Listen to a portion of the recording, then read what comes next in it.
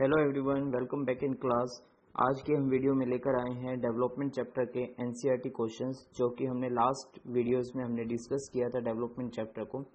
तो आज हम डिस्कस करेंगे डेवलपमेंट चैप्टर के कुछ एनसीईआरटी क्वेश्चंस को। चलिए आइए डिस्कस करते हैं। First question is development of a country can generally be determined by, कि डेवलपमेंट ऑफ कंट्री जो होती है वो किससे डिटरमाइंड की जाती है। हमने इसमें देख भी सकते हैं आप कि एक क्या कह रहा है कि development of a country determined by, कि डिटरमाइंड किससे डिटरमाइन की जाती है। कहता है इट्स पर कैपिटल इनकम से, इट्स एवरेज लिटरेसी लेवल से, health status of the people से और ऑल ऑफ द अबव। तो एक कंट्री की जो डेवलपमेंट होती है वो हम किसी से भी डिटरमाइन कर सकते हैं, किसी से मतलब कि पर कैपिटल इनकम से भी कर सकते हैं, लिटरेसी लेवल से भी कर सकते हैं और हेल्थ स्टेटस से भी कर सकते हैं। पहले हेल्थ स्टेटस से कैसे पता लगा सकते हैं कि पहले हेल्थ इश्यूज काफ़ी रहते थे, हमें नहीं पता किसी का मेडिसिन वगैरह कुछ अवेलेबल नहीं हो पाती थी, हेल्थ चेकअप नहीं हो पाते थे, ट्रीटमेंट नहीं होते थे। तो इससे आज के टाइम में एवरीथिंग इज अवेलेबल, तो सब कुछ अवेलेबल है, तो हम पता लगा सकते हैं कि कितना डेवलपमेंट हुआ, कंट्री ने कितनी डेवलप की है। तो इसका ऑप्शन रहेगा क्या, all of the above. Next is which of the following neighbouring countries has better performance terms of human development than India, कि इनमें से कौन सी ऐसी नेबरिंग कंट्रीज हैं, कौन सा ऐसा हमारा पड़ोसी देश है जो बेटर परफॉर्मेंस कर रहा है human development than India, India की कंपैरिजनली मानव विकास में योगदान अपना बहुत ज्यादा देने लग रहा है। तो कौन सा रहेगा। First is a Bangladesh, second is a Sri Lanka and third is a Nepal and fourth is a Pakistan.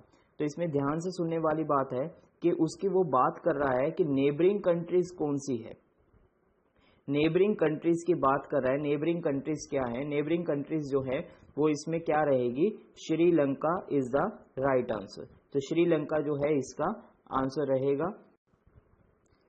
Next question number 3 में कहता है assume there are 4 families in a country, एक देश के अंदर जो है एक देश में 4 परिवार हैं, मान लीजिए। द एवरेज पर capital income of these families is ₹5000। तो उनकी एवरेज जो पर कैपिटल इनकम है वो कितनी है, 5000 रुपीज कह रहा है वो, 5000 रुपीज।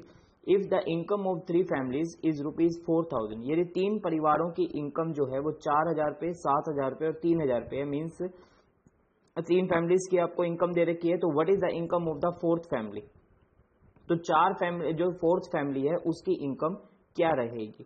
तो इसके अंदर हम क्या करेंगे, जब 5000 हमारी जो है वो हमारा क्या है, 5000 रुपीज हमारा 3 फैमिली की एवरेज है, तो इसका मतलब 4 फैमिली की एवरेज है, तो हम इसको एक फैमिली की 5000 है, तो एवरेज हमारी टोटल हमारी इनकम हो गई, कितनी हो गई, 20,000 रुपए हमारी इनकम हो गई। तो 20,000 हमारी इनकम होती है, तो इसका मतलब जो 4000 है वो प्लस 7,000 है, 7,000 है, प्लस 3,000 जो है 3,000 है, तो इसको हम प्लस करते हैं तो 14,000 रुपए जो है वो हमारी कैपिटल जो इनकम रहती है 3 फैमिली की। तो टोटल हमारी जो थी वो 20,000 थी, माइनस 14,000 जो थी वो हमारी क्या है, 3 फैमिली की है। तो इसका मतलब हमारी कितनी आ गई, 6,000 रुपीज जो है वो हमारी जो 4th फैमिली है उसकी इनकम है। तो it's correct answer is 4,000 rupees. I hope so clear. Next question is what is the main criteria used by the World Bank in classifying different countries, कि मतलब जो मेन क्राइटेरिया क्या है world bank का, कि different countries को मतलब किस तरह से मतलब डिफाइन कर सकता है, कैसे पता लगा सकता है मतलब कौन डेवलप कर रहा है। तो and what are the limitation of this criterion if any, तो लिमिटेशंस बताइए यदि कोई है तो कहता है कि per capital income is the main criterion used by the World Bank in classifying different countries. अगर हमें क्या करना है, अलग अलग कंट्रीज की डिफरेंस क्रिएट करना है दो अलग अलग कंट्रीज के बीच में, तो हम पर कैपिटल इनकम के थ्रू हम पता लगा सकते हैं कि किसके अंदर किसकी कितनी डेवलपमेंट हो रही है। तो मेन इसके अंदर लिमिटेशन भी आती है, जैसे कहीं कोई भी चीज होती है तो किसी न किसी चीज का अगर बेनिफिट होता है तो कहीं ना कहीं इसका ड्रॉबैक भी होता है। तो कहता है कि जो वर्ल्ड बैंक के अंदर अगर हम बात कर रहे हैं तो कहते हैं पर कैपिटल इनकम ठीक है, हम वर्ल्ड बैंक की डेवलपमेंट के जो डिफरेंट कंट्रीज की डेवलपमेंट के बारे में डिटरमाइन कर सकते हैं। तो ये कहता है कि लेकिन इसके अंदर जो लिमिटेशन है क्या कहता है, कहता है it does not show distribution of income, ये नहीं दिखाता कि हमारी जो इनकम का जो डिस्ट्रीब्यूशन हो रहा है वो क्या है, मतलब क्या रहेगा, तो ये हमारा क्या है, ये हमें शो नहीं करता है। It also ignore other factors such as infant mortality rate, illiteracy level and health care. ये कहता है कि ये जो दूसरे फैक्टर्स हैं उनको सबको भी इग्नोर करता है। कौन से दूसरे फैक्टर्स, जैसे like as IMR, infant mortality rate है, लिटरेसी लेवल है, जो हमने कल पैरामीटर्स HDI डिस्कस भी किया था वीडियो में, लास्ट जो थर्ड पार्ट वीडियो है जिसका लिंक जो है इस डिस्क्रिप्शन बॉक्स में गिवन भी होगा, तो उसके थ्रू जो है वो भी इग्नोर करता है। तो per capital income is not a sufficient to calculate the development of a country. तो कहता है कि मेन क्राइटेरिया है बट उसकी लिमिटेशन भी कहीं ना कहीं है कि मतलब वो इनकम को डिस्ट्रीब्यूशन नहीं करता और ना ही वो infant mortality rate, literacy level और हेल्थ केयर को डिफाइन करता है। नेक्स्ट इज डिस्कस करते हैं question number 5। Question number 5 is, in what respect is the criteria used by the UNDP for measuring development different from the one used by the World Bank? कि कहता है कि वो ऐसा कौन सा क्राइटेरिया है जो UNDP के द्वारा, UNDP means united national development programme, जो है एक डेवलपमेंट को मेजर करने का वे है जो different from one used by the World Bank, जो वर्ल्ड बैंक के द्वारा यूज किया जा रहा है उससे अलग है। You can see UNDP is a, ये लिखा हुआ है UNDP, union national development programme. तो World Bank only use per capital income for measuring development, जबकि वर्ल्ड बैंक जो होता है वो सिर्फ ओनली पर कैपिटल इनकम मेथड को ही देखता है, जबकि UNDP use many other factors. UNDP अभी ने पीछे डिस्कस किया था कि मेन क्राइटेरिया क्या है वर्ल्ड बैंक के लिए, तो उसमें था पर कैपिटल इनकम। तो उसका ड्रॉबैक क्या था कि जो वर्ल्ड बैंक है वो पर कैपिटल इनकम से हमारी डेवलपमेंट की मेजरमेंट कर लेता है, लेकिन जो अदर फैक्टर्स हैं, अदर फैक्टर लाइक एज जो infant mortality rate, health care facilities, education level, वो उसके अंदर मैटर नहीं करते हैं, वो उसके अंदर कंसीडर नहीं किए जाते हैं। तो कहता है कि ये जो फैक्टर्स जो अभी मैं बता रहा हूँ, IMR, health care facility, education level, ये कौन डिस्कस करता है, कौन यूज करता है डेवलपमेंट को मेजर करने का? UNDP जो है वो इसको जो है यूज करता है। Next question is question number 6, why do we use averages? हम एवरेज का यूज क्यों करते हैं? Are there any limitation to their use? कि मतलब क्या अगर हम एवरेज को यूज कर रहे हैं, क्यों कर रहे हैं? चलो ठीक है कर रहे हैं तो बताइए क्यों कर रहे हैं, लेकिन बताइए कि क्या आप एवरेज को यूज करते हैं तो क्या कोई उसका ड्रॉबैक या लिमिटेशन है, उसकी कोई सीमाएं है? और उसको जो है illustrate with your own example related to development, और अपना कोई एग्जाम्पल दीजिए जो डेवलपमेंट से रिलेटेड हो। We use average because they are useful for comparing different quantities of the same category. For example, क्या कहना चाह रहा है ये? कह रहा है कि हम एवरेज का यूज करते हैं, क्यों करते हैं? क्योंकि हमें क्या करना है कि डिफरेंट तरह की क्वांटिटीज होती हैं, कई बार सेम कैटेगरी होती है लेकिन क्वांटिटीज हमारे पास अलग अलग होती है। जैसे कि लाइक एज हमने अपनी क्लास के जो है हाइट मेजर करनी है बच्चों की, तो हम क्या करते हैं, एक एक का पॉसिबल नहीं हो पाता, तो हम क्या करते हैं, हम सब बच्चों की हाइट मेजर करनी है, तो डिफरेंट क्वांटिटीज है, तो सबकी हाइट्स को क्या करते हैं, अलग अलग रिप्रेजेंट करने की कंपैरिजनली हम क्या करते हैं, सबकी हाइट को प्लस करके जितने स्टूडेंट्स होते हैं उनसे डिवाइड कर दे, तो एवरेज निकाल के बता देते हैं कि हमारी क्लास के अंदर एवरेज इतना बच्चा है हाइट में। तो for example, to compute per capital income of a country, average have to be use because there are difference in the income of diverse people. कि इसके अंदर क्या करना होता है, ये कहना चाह रहा है कि जो हमें पर कैपिटल इनकम को कंप्यूट करना होता है तो हमें एवरेज को ही यूज किया जाता है, क्योंकि इनकम लेवल भी क्या होती है, हर पर्सन की अलग अलग होती है। तो लिमिटेशन इसकी भी होती है, however there are limitation to use the average, this does not show the distribution of thing between the people. मतलब ये वस्तुओं का डिस्ट्रीब्यूशन नहीं दिखा सकता, वो ये दिखा सकता है कि इनकम आपकी जो है वो आपकी डिफरेंस है, तो उसको इनकम को रिप्रेजेंट कर देगा, पर कैपिटल इनकम को, मतलब अलग अलग कितनी है, लेकिन उसमें ये नहीं दिखाएगा। ड्रॉबैक ये कहता है कि ये क्या रिप्रेजेंट नहीं करता, ये कहता है कि ये जो उसके पीपल्स के बीच में जो वस्तुओं का जो बंटवारा होने लग रहा है उस चीज को रिप्रेजेंट नहीं करता है।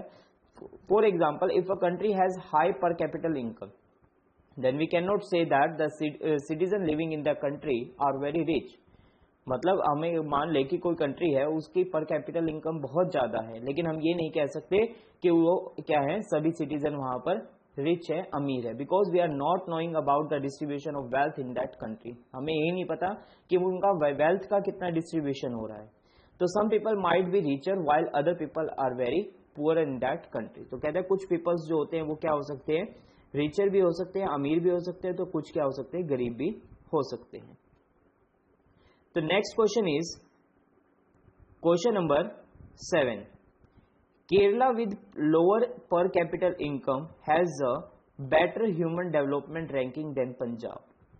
कह रहा है केरला की जो है पर कैपिटल इनकम कम है, किससे, पर कैपिटल इनकम जो है वो कम है, लेकिन उनका जो ह्यूमन डेवलपमेंट रैंकिंग जो है वो बहुत ज्यादा है। किसके कंपैरिजन, पंजाब के comparison. Per capital income is not a useful criteria at the all and should not be used to compare states. तो ये कह रहे पर कैपिटल इनकम एक यूजफुल क्राइटेरिया नहीं है कि डिफरेंट स्टेट्स की कंपैरिजन करने के लिए, उनको डेवलपमेंट कंपैरिजन करने के लिए। तो डू यू एग्री, क्या आप इससे सहमत हैं? अगर आप सहमत हैं तो मतलब या नहीं है तो डिस्कस करिए कि क्यों नहीं है। तो मेरा मानना यह है कि no, I do not agree with the statement that per capital income is not a useful criteria at all. कि मतलब ये स्टेटमेंट जो है डिफरेंट कंट्रीज की, डिफरेंट स्टेट्स की पर कैपिटल इनकम से हम मेजरमेंट करें तो ये हमारा जो है यूजफुल नहीं रहेगा। Kerala with lower per capital has a better human development ranking than Punjab. Kerala की पर कैपिटल इनकम कम है, ठीक है, लेकिन ह्यूमन डेवलपमेंट के मामले में बहुत बेटर है किसके कंपैरिजनली, पंजाब के comparatively, because human development ranking is determined using a combination of the factors such as a health, education and income. जबकि केरला के पीपल्स जो हैं वहां पर हेल्थ, एजुकेशन और इनकम लेवल जो है वो काफी ज्यादा है। तो this does not imply that per capital income is not useful, rather per capital income is one of the development factor, can not be neglected. The World Bank use per capital income as the criteria for measuring development. World Bank कहता है कि income, पर capital income जो है criteria है development major करने के लिए, लेकिन एंड कंपेयरिंग द स्टेट्स को भी कंपेयर, लेकिन जो अभी हमने डिस्कस किया था कि ह्यूमन डेवलपमेंट इंडेक्स के जो पैरामीटर्स थे like as a health, education, literacy rate जो है, IMR है, MMR है, तो वो चीज उसके अंदर मेजर नहीं किए जाते, मैटर नहीं किए जाते, जो कि हमने पीछे डिस्कस किया था, वो UNDP जो प्रोग्राम था उसके अंडर में डिस्कस किया जाता है। तो इसलिए ये कह रहा है कि केरला जो है पर कैपिटल इनकम जो है, lower per capital income has a better human development, कि पर कैपिटल इनकम कम हो लेकिन ह्यूमन डेवलपमेंट रैंकिंग के कंपैरिजनली ज्यादा होना चाहिए। Next, find out the present source of energy that are used by the people in India. What could be the other possibility 50 years from now? Present source बताइए energy के that are used by the people, जो लोगों के द्वारा जो use किया जा रहा है in India. What could be the other possibilities 50 years from now? तो अब से 50 साल के बाद जो है वो क्या ऐसी अदर पॉसिबिलिटीज है, क्या आपको दिखेगा कि मतलब जिसको जो पहले यूज किया जाता था आगे जाके यूज नहीं किया जाएगा एनर्जी के। It's related from the sustainable development topic. The present source of energy that are used by the people of India are electrical coil, crude oil, cow dung and the solar energy. आपको पता है आप अपने घरों में जो eight presently India के अंदर जो लोग हैं वो क्या यूज कर रहे हैं कि इलेक्ट्रिसिटी यूज कर रहे हैं, कॉयल यूज कर रहे हैं, क्रूड ऑयल यूज कर रहे हैं, काउ डंग यूज कर रहे हैं, सोलर एनर्जी यूज कर रहे हैं। लेकिन अगर हम 50 इयर्स के बाद की अगर हम बात करें कि नाउ, फ्रॉम नाउ, अब से 50 साल के बाद भी देखेंगे तो हम क्या कर सकते हैं, जो यूज किया जाएगा सोर्स ऑफ एनर्जी के पर्पस में, तो ethanol, biodiesel, nuclear energy and a better utilisation of wind energy, specially with the eminent danger of oil resources running out. तो मतलब आगे आने वाले आफ्टर द 50 इयर्स, 50 साल के बाद की अगर हम बात करें तो उस समय एथेनॉल, बायोडीजल, न्यूक्लियर एनर्जी और जो विंड एनर्जी जो है इनका यूज किया जा सकता है। Next question number 9, why is the issue of sustainability important for development? कि सस्टेनेबिलिटी जो है वो क्या ज्यादा जरूरी है डेवलपमेंट के लिए। The issue of sustainability is important for development because must be in tandem with the future, क्योंकि हमें फ्यूचर के साथ भी तो चलना है. If natural resources, ये कह रहा है कि यदि natural resources are not sustain, कि नेचुरल रिसोर्सेज को अगर आप सस्टेन करके नहीं चलोगे, then development will stagnate after point of time. तो मतलब जो डेवलपमेंट है वहां कहीं ना कहीं रुक जाएगी. Exploiting resources unethically will ultimately undo the development that a country may have achieved. So this is because in the future those resources will not be available for further progress. तो इसलिए मतलब यही है कि अगर आप कॉन्टिन्यूसली नेचुरल रिसोर्सेज को sustain नहीं करके चलेंगे, आप कॉन्टिन्यूसली उसका यूज करते जाएंगे, तो फ्यूचर के लिए आप उसके पास फ्यूचर प्रोग्रेस के लिए आपके पास कुछ भी नहीं बचेगा. तो that is the harmful for us. तो मतलब हमारे आगे आने वाली जो जनरेशन है उनके लिए यूजफुल नहीं रहेगा. नेक्स्ट हमारा है question number 10. The earth has enough resources to meet the needs of all but not enough to satisfy the greed of even 1%. The earth जो है वो एनफ रिसोर्स है उसके पास to meet the needs of all, सबकी आवश्यकताओं को पूरा कर सकती है, but not enough to satisfy the greed of every, लेकिन हर किसी की इच्छा जो लालच है उसको पूरा नहीं कर सकती.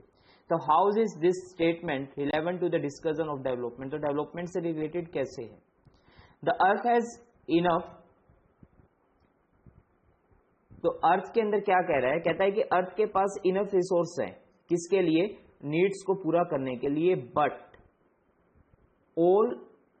But not enough to satisfy the greed of every person. This statement is relevant to the discussion of development since both resources and development go hand in hand. तो जो रिसोर्सेज है वो डेवलपमेंट है वो सबके पास है, संसाधन भी है और विकास भी है. For the sustainability of development the maintenance of resources is also crucial. मतलब जो डेवलपमेंट की अगर सस्टेनेबल डेवलपमेंट की बात करें तो मेंटेनेंस जो है संसाधनों की वो बहुत ही क्रूशियल हो रही है. तो at the statement claim the earth has enough resources renewable and non renewable. Renewable भी है और नॉन रिन्यूएबल भी. रिन्यूएबल क्या होता है, जिसको आप रिन्यू कर सकते हो, बार बार यूज कर सकते हो. नॉन रिन्यूएबल जिसको वन टाइम आपने यूज कर लिया उसके बाद नहीं कर सकते. तो टू सेटिस्फाई एवरीवन नीड्स, तो रिन्यूएबल और नॉन रिन्यूएबल जो है दोनों क्या करते हैं, एवरीवन हर पर्सन की नीड्स को सेटिस्फाइड करता है, जैसा कि आप ये लिखा हुआ है. However, these needs to be used with the view to keep environment protected and clean.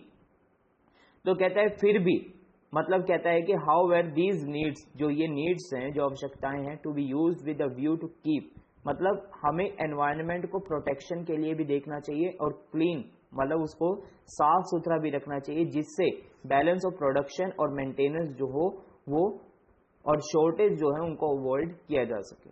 मतलब प्रोडक्शन लेवल को बैलेंस किया जा सके, मेंटेनेंस सही हो और शॉर्टेज जो है उसको अवॉइड, जिस चीज की कमी आ रही है उस चीज को हम दूर कर सकें. Next question is list a few example of environment degradation that you may have observed around you.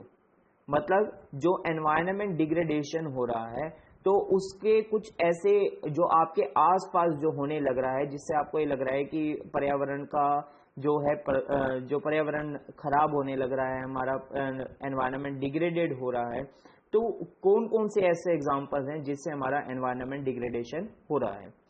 तो फर्स्ट कुछ एग्जांपल्स हैं. फर्स्ट इज, ये कहता है कि डिफोरेस्टेशन जो है, डिफोरेस्टेशन में ज्यादा से ज्यादा अगर पेड़ कटने लग रहे हैं तो ये सबसे बड़ी प्रॉब्लम है, क्योंकि पॉपुलेशन बहुत ज्यादा बढ़ती जा रही है, तो लोगों को रहने के लिए जगह चाहिए, तो इसलिए वो जो है पेड़ ज्यादा से ज्यादा काटे जा रहे हैं. तो डिफोरेस्टेशन के कारण एक हमारा एनवायरनमेंट डिग्रेडेड हो रहा है. Second is soil halogen. Soil ज्यादा से ज्यादा केमिकल्स को यूज किया जा रहा है, जिससे हमारा सॉइल एरोजन हो रहा है, उसकी फर्टिलिटी रिड्यूस होती जा रही है. Falling level of the ground water, पानी, ऑब्वियसली बात है पेड़ों की ज्यादा से ज्यादा कटाई होती जा रही है, जिससे बारिश कम हो रही है, जिससे हमारा ग्राउंड वाटर लेवल जो है वो कम होता जा रहा है. वाटर पोल्यूशन हो रहा है, जो इंडस्ट्रीज काफी ज्यादा एस्टेब्लिश हो रही हैं, तो वो क्या है, वेस्टेज जो है वो सब रिवर्स वगैरह में फेंकने लग रहे हैं, जिससे क्या हो रहा है, वाटर पोल्यूशन काफी ज्यादा होने लग रहा है. काफी फैक्टर्स हैं जो वाटर पोल्यूशन के रिलेटेड आते हैं. तो और fifth is a depletion of the ozone layer and combustion from automobile causing the extreme air pollution. Depletion हो रहा है, और जो एयर पॉल्यूशन काफ़ी ज़्यादा हो रहा है, ऑटोमोबाइल्स काफ़ी ज़्यादा जो व्हीकल्स हैं बहुत ज़्यादा बढ़ रहे हैं, जिससे कि जो पॉल्यूशन है, एयर पॉल्यूशन बहुत ज़्यादा हो चुका है, जिसके कारण से हमारा जो ओजोन लेवल है वो लेयर जो है वो डिप्लेट होता जा रहा है। अल्ट्रावायलेट रेडिएशंस जो प्रोटेक्ट करता था हमारे को ओजोन लेयर, तो एयर पॉल्यूशन के कारण वो डिप्लेशन होने लग गई है, उसमें छेद होने लग गया है, जिससे कि एनवायरनमेंट हमारा डिग्रेडेड हो रहा है। तो ये थे हमारे एनसीईआरटी क्वेश्चंस जो कि हमने डिस्कस किए। तो होप सो सभी को समझ में आए होंगे। तो इसी तरह से हमारी वीडियोस को देखने के लिए हमारे चैनल को सब्सक्राइब कीजिए और कॉन्टिन्यूसली हमारे से जुड़े रहिए। Thank you for watching.